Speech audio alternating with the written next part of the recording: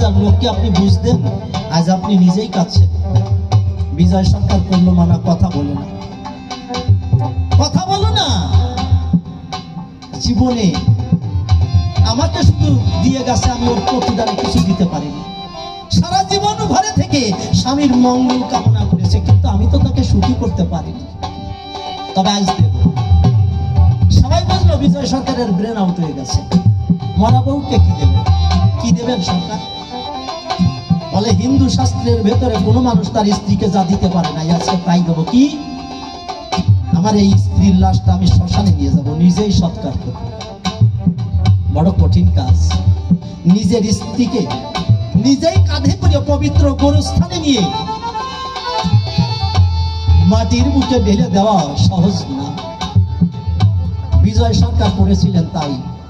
হিন্দু শাস্ত্রের বিধান অনুসারে স্ত্রীকে কাঁধে ধরে শ্মশানে নিয়ে দাফন করেছিলেন। আর তার মানুষ চোখে দেখলেন বিনা পানি যেন চলে যাচ্ছে। ডেকে করেছে মানা, স্বামী তুমি কেঁদো না, তুমি কাঁদলে আমার চলার পথটা পিছল হয়ে যাবে, আমি মালিকের কাছে পৌঁছাতে পারবো না। অপূর্ব প্রতিশোধ নামক একটা কবিতা পড়েছিলাম। নিজের পুত্রকে হত্যা করেছে, হাতে পেয়েও তাকে হত্যা করে নাই। বৃদ্ধ ইউসুফ বলেছিল খুনের নিশায় আর করিব না, আখেরের পথ রোধ। তেজি ঘোড়া অর্থ দিয়ে বলল আমার কাছ থেকে সরে যাও।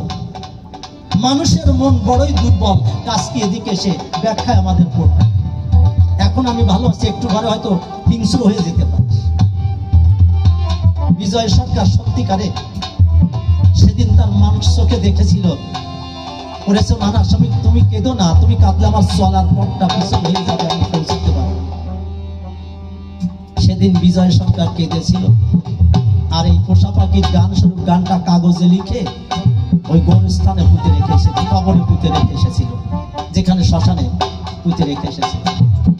সেই কঠিন গান বিজয় সরকার গান গাইতে গেলে মহিলাটা গ্রামের ছোট্ট ছোট্ট বাচ্চা ছেলে মেয়েদের ডেকে চকলেট দেওয়ার লোভ দিয়ে চকলেট দিয়ে দিয়ে লেখাপড়া শিখাতো।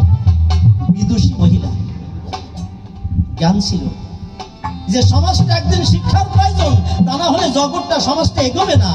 তাই বিজয় সরকার গান গাইতে গেলে তার মঙ্গল কামনান্তে গ্রামের ছেলে মেয়েদের বাড়িতে ডেকে এনে পাঠশালা খুলে বিনা বেতনে তাদের লেখাপড়া শেখাতো। এই মেয়েটা মারা গেলে গ্রামের সমস্ত ছোট শিশু বৃদ্ধ সবাই কেঁদেছিল।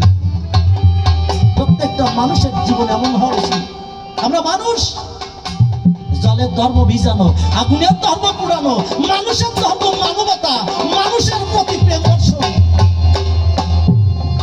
যতকে আল্লাহ তাতকে আল্লাহ, প্রতিটা জীবের মধ্যে আল্লাহর রূহ আছে। তাই আল্লাহ বলেছে আমার বান্দাকে যে ভালোবাসে আমি তাকে ভালোবাসি। আমরা মানুষ হয়ে যেন মানুষের সেবা করি। আমাদের মানুষের ধর্ম মানবতা। তাই গাইলেন